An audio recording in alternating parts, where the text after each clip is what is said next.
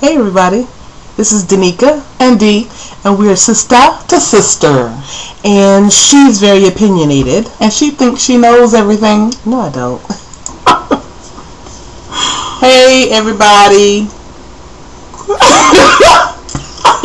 Hi, this is so blessed. This is Dee Hill, and today's topic is the mistakes women make in relationships.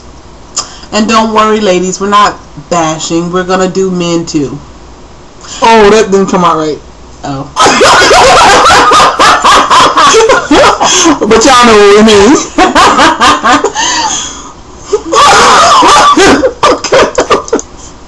Okay, guys, we had to regroup. Yes. As we often have to do. So, would you like to start us off, big sister? Okay, I would say one of the first mistakes women make in a relationship is... It's the phone ringing. Speaking of, this is my man. But anyways, why I say one of the mistakes that women make is being too overzealous in a relationship from the beginning. Giving up their everything for a man, especially in the very beginning. I mean, you meet this man and now you don't have time for your friends. Now you don't want to go to the movies anymore. You don't want to go out to dinner anymore. You don't want to go shopping anymore. Unless it's with him. Yeah, exactly. And now you've given up your family, your friend. And I'm talking about all within the first couple of weeks. And this is not far-fetched. For some of you women who are not like that, you would look at this video and think, well, that's kind of far-fetched. Who does that? But trust me, we personally know people who have done that. And I mean, it's serious. It's serious.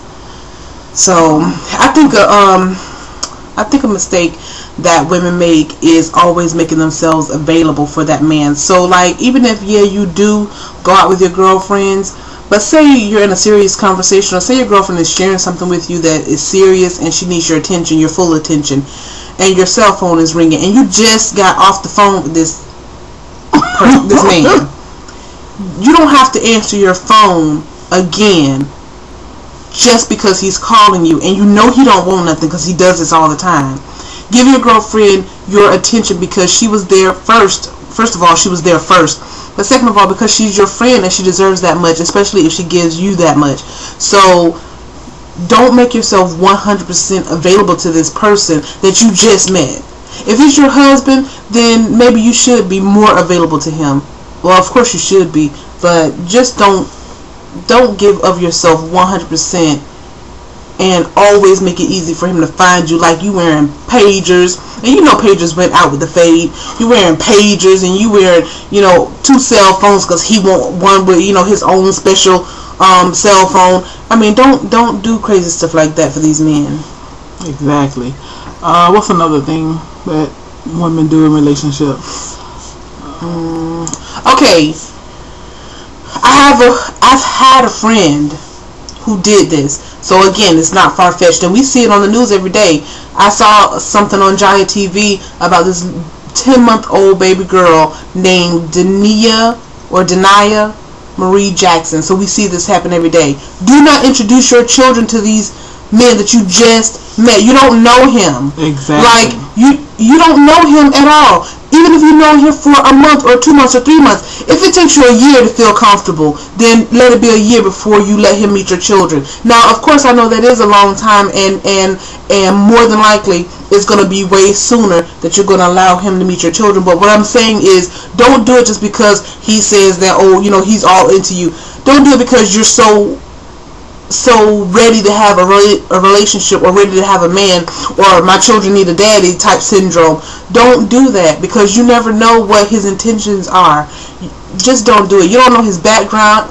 You don't know anything about this man after only a couple weeks, and all of a sudden now he wants to take you and your kids to Disneyland, or he wants to stay over the weekend with you and your kids like he's playing, Bill Cosby. He ain't the children's daddy. So don't allow him to do that. I don't have kids, but I know people who have kids, and I know people who, like you met him on the internet today, and tonight he's at your house, sleeping in the same house with you, your daughter, and your son, and I guess I should name, I guess I shouldn't got so specific, but he's sleeping in the same house with you, your daughter, and your son, and it's just ridiculous how you think you could know this person and you just met him on the internet.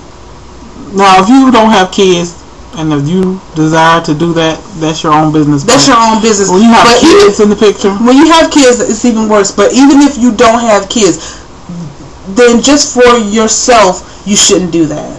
You should not. You shouldn't do that. And I mean, you're a grown woman. You can do whatever you want to.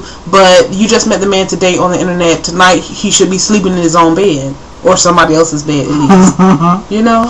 Exactly. So, what else?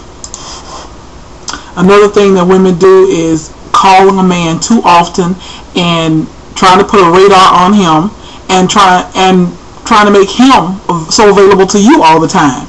Right. You know, you should not be calling a man all the time, all day. And if you don't reach him on his cell, first of all, this is my philosophy, whether I'm calling a man or anybody.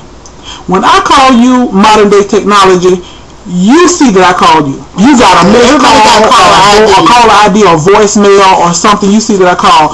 And if you don't call me back from that missed call or from that that message that I leave you, I'm not calling you back 3, 4, 5 times.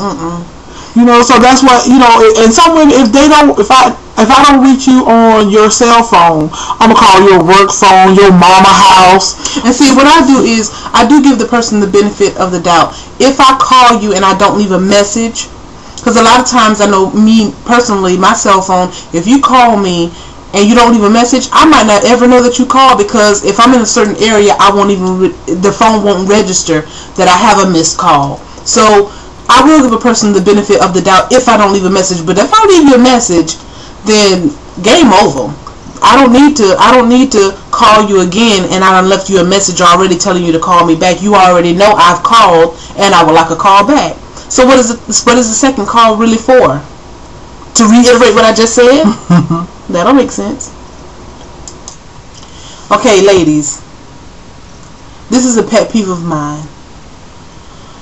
The only thing worse than having a bunch of kids from a bunch of different men is putting that child on a man and you know it's not his. Don't do that to men. That's what you can ruin a good man by making him think that a child belongs to him, and then later on he finds out that it does not belong to him. That can be a hurting thing. So why would you put that on a man? And the child too. But say the child is only 1 or 2 and don't really know what's going on just yet. That's a hurting thing for a man to figure out that, I've been with this baby ever since you was pregnant with it and it's not mine. And that gives some women a bad rap. Because men be like, well, who's the daddy then? And but not only that, but that is an awful thing for a guy to find out. Don't do it.